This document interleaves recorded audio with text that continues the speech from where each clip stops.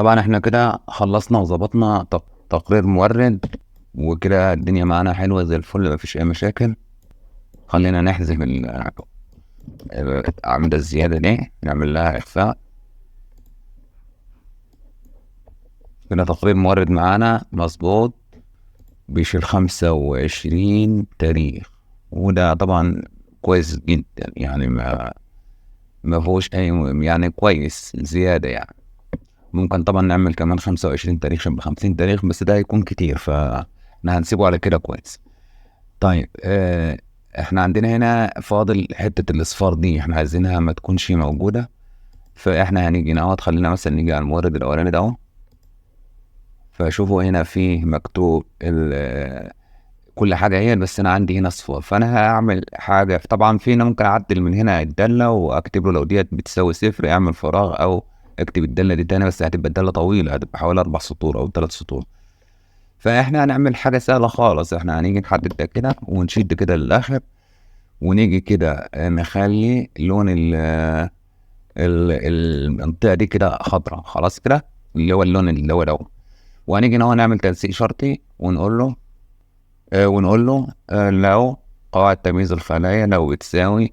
فهو هنا بيقول لي لو بتساوي صفر، اللي هي اللي حتى هو معلمها له اهو، اعبيها لي كده. فانا بقول له لا، اعمل لي التعبئة اللي انا عايزها، خليني لون الخط بنفس اللون ده اهو، وخليني التعبئة بنفس اللون التعبئة اللي هو ده. ونقول له موافق. موافق. خلاص كده الاصفار مكتوبة، بس ايه احنا ما احناش شايفين. طيب الكلام ده اهو احنا فين؟ في مورد. عايزين نعمل الكلام ده اهو في العميل. في العميل هنا طبعا العميل مظبوطة، المنطقة اللي فوق كلها مظبوطة، فاضل لي بس المنطقة اللي هي اللي تحت اللي احنا عملناها كده. فاحنا هنيجي نعمل حاجة هي هتحيرنا شوية بس اسهل في الشغل. احنا هنيجي نحذف الشوية الحلوين ده هم، نعمل حذف. جميل. تمام. ونعمل ماشي كده اللي هو الدمج والتوسيط هو كمان نشيله، بلاش دمج وتوسيط. وخلينا نيجي نقع على السبلاير ريبورت، وناخد المقطيع كده ونقول كنترول سي، ونيجي نهوت على الكاستمر ريبورت، ونيجي من هنا كنترول في. هو كده ايه؟ جاب لي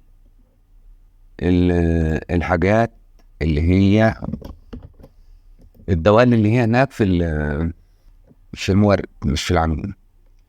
عايز بقى نعدله. احنا هنا بنقول له ايه؟ if error index من sales table 7. فين ده؟ هنيجي نفتح دي كده. اوكي. هو هنا واخد منين؟ من مدفوعات الموردين. احنا عايزينه ياخد منين؟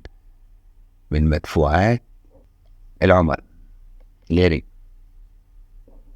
من عمود واحد، نفس الكلام، بس بدل ما هتبقى مدفوعات الموردين هتبقى مدفوعات العملاء في عمود واحد. طيب مدفوعات العملاء فين؟ اللي هي دي اسمها كاستمر انكم. الاري اللي هو العمود بتاع التاريخ اللي هو ده.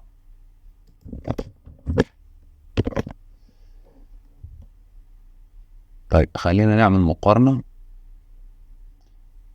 هي نفس الكلام، بس هو الفرق عندي اللي هي المنطقة اللي هي السيلز تيبل ده. كنترول سي. انا هكنسل. يبقى احنا قلنا ايه؟ السيلز تيبل ده هي كنترول جي. الموافق. يا ريت. يبقى سيلز تيبل 87. خلينا ناخد دي هنا سيلز تيبل برضو 87. كنترول جي. عمود 4. عمود 4 وهنا عمود واحد زي ما احنا، او سيلز تيبل. سبلاير ريبورت طبعا هتكون كاستمر ريبورت. هتبقى لو السيلز تيبل عمود. طيب كاستمر ريبورت B3 مظبوط. سيلز تيبل 8 7. وهنا السيلز تيبل برضه نفس الكلام، قول عمود 4. تعالى نقول كده العميل الأول، طبعا احنا العميل التاني، العميل الأول، سيلز تيبل أول عميل 1 في المنف، سيلز تيبل 87 عمود 4، كاستمر ريبورت، كاستمر ريبورت، كاستمر ريبورت الأولى B3 سمول، ده عمود 4 variable test سو. في هنا مشكلة، تعالى نفتح ليه. لو السيلز تيبل 7 8 خلينا نشيل ايه اللي هي customer income، احنا عايزين دي. لو دي بتساوي من هنا الخلية نثبتها الموافقة 13 12 24 العميل التالي. طيب هتلاقي العميل الأول 12 12 24 فين العملاء؟ 12 12 24 كده احنا ماشيين تقريبا صح. طيب خلينا نكمل خلينا نشد اللونات كده ونعمل جيت البنيات كده، هنكمل ونشوف. هنشيل دول كده ونيجي نقعد على ده أول واحدة ده ونخليها 2، واللي بعدها ده 3. هو هنا ادي ده العميل كام الأول تاريخ، وادي 17 12 17 12 العميل الأول، والعميل الأول 17 12. العميل الأول مش مكتوب له هنا تاريخ، خلينا نشيل التاني كده 18 12. طيب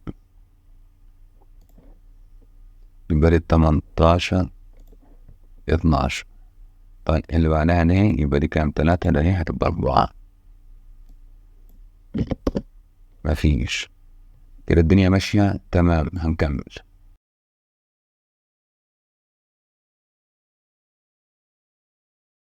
طيب العميل الأولاني كده مدفوع في دافع في 3 تواريخ، 3 تواريخهم 12 و17 و18، 12 و17 و18.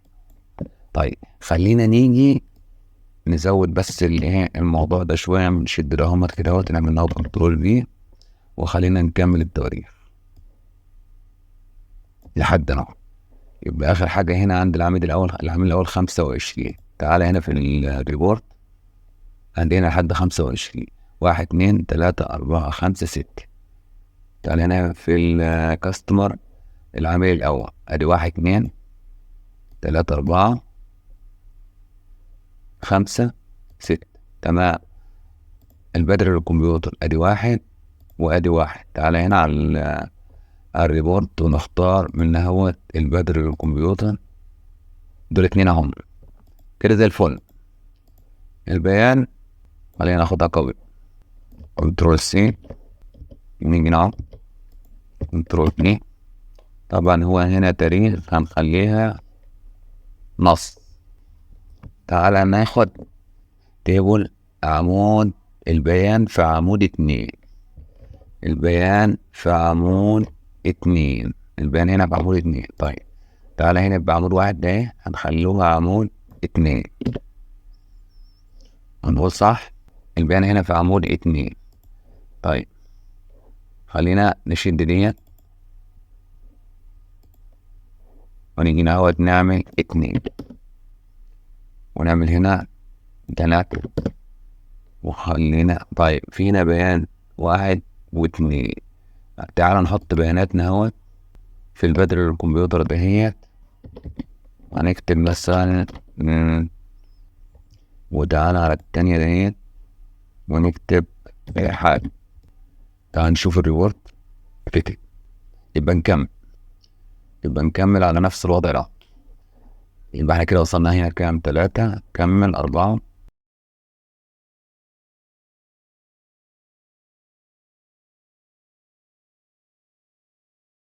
طيب نصف تنسيق وعاملين تنسيق على ده.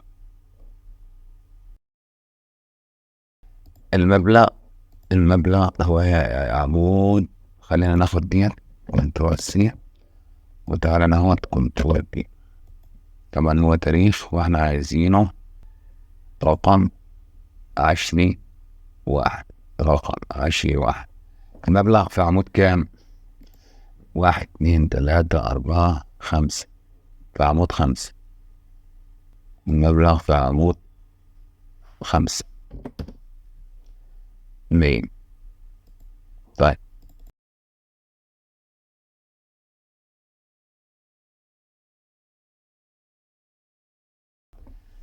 بس تعالى يا جماعة، تعالى نغير موضوع الفلوس اللي هنا ده. هو 500 100 200 150 100.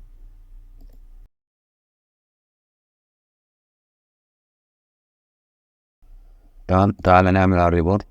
خلينا ناخد العميل الأولاني. البيانات فين بتاعت العميل الأولاني؟ ملوش بيانات، مفيش بيانات للعميل الأولاني. طيب الوحيد اللي ليه بيانات اللي هو البدر. طيب تعالى هنا ناخد العميل الأولاني. بصوا هنا 1 2 3 4 5 6. دافع 6 مرات. العميل الأولاني ادي 1 2 3 4 5 6. طب العميل التاني مرتين. العميل التاني مرتين. 1 اهو، 1 اهو. طيب العميل التالت مرتين. العميل التالت ادي 1 اهو، وادي 1 اهو. في تاني؟ لا. طيب العميل اللي هو اللي بعده سوفت وير مرتين. 15 12 و22 12. سوفت وير 22 12 و15 12. في تاني؟ لا. تمام. التقرير كده معانا زي الفل. مش عايزين نعمل فيه اكتر من كده. هو كده تمام زي الفل. احنا هنشطب بقى التقرير والتنسيقات والحدوته ديت. خلاص احنا البرنامج بتاعنا على وشك ان هو ينتهي. هو تشطيب الشغل وخلاص، والتنسيقات وتقفيل الخلايا اللي هي احنا مش عايزين حد يلعب فيها. وده هناخدوه على مدار محاضرة او 2 كده، وكده البرنامج بتاعنا تمام زي الفل. شكرا لحضراتكم. ويا رب الدنيا تكون سهلة. شكرا.